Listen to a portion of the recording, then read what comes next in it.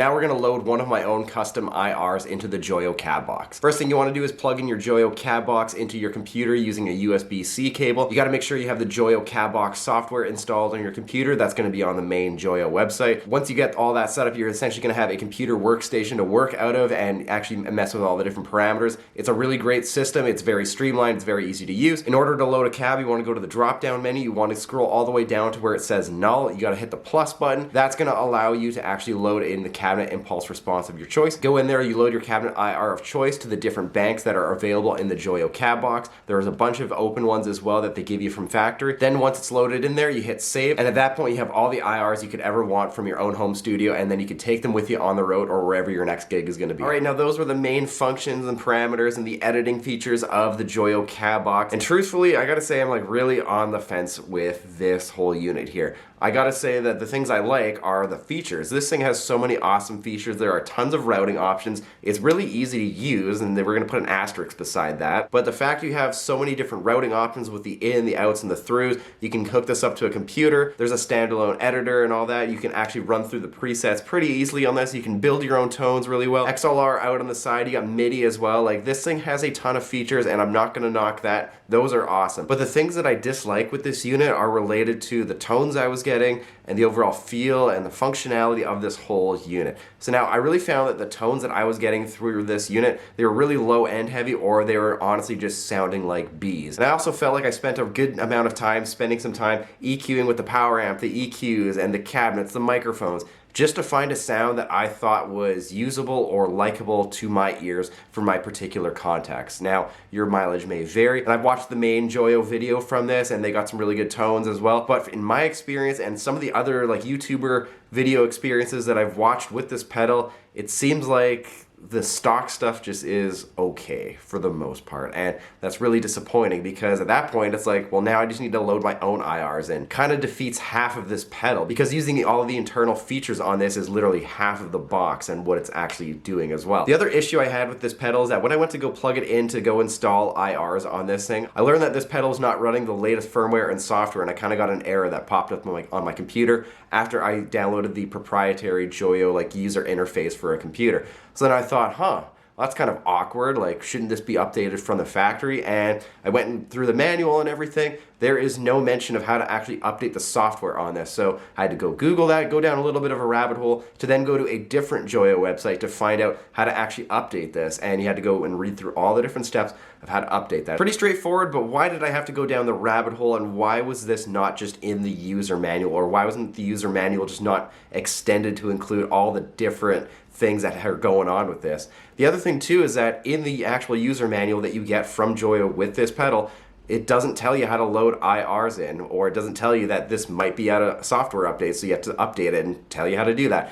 You have to kind of go down the rabbit hole yourself for all that, which is very frustrating. And in that sense, it's not really plug in and play, which is, again, you know, it's frustrating. Why should I or you or anyone get a brand new product and not really know how to operate half of the product, or at least a quarter of the product, and have to go down so many different websites just to figure out what to do? Now, after going down that rabbit hole of updating and downloading IRs and everything like that, like, I got them on there and everything, but it just kind of left a weird taste for me of thinking, like, this just doesn't seem right. Like, it seems like half of the manual exists on a different website with tells you all the different parameters that are actually crucial to this, to actually the functionality of this. And they should be on the main Joyo website and on the main like set of instructions that come with this. Because again, why should anyone buy a brand new product and not know how to use a quarter or at least half of it? Or, you know, even just be disappointed like that this doesn't work with the computer and not know where to go after that. That is a shortcoming that Joyo really needs to address, especially with redesigning the layout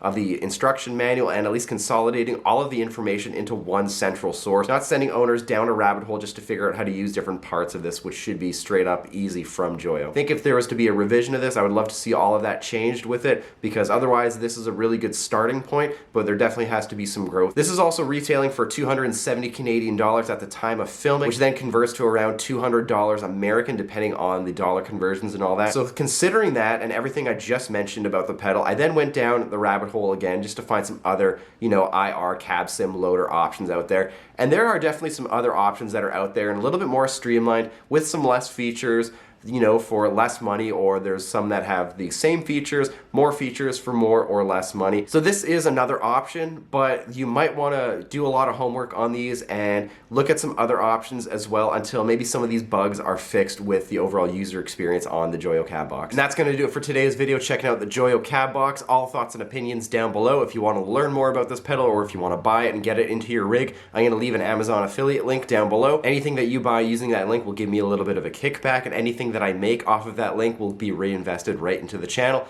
If you're new here, please consider subscribing. Got tons more videos like this, product demos, guitar deep dives, and if you are a returning subscriber, make sure you hit the bell so you don't miss a single video that I upload. Thanks for checking this out, and I'll see you next time.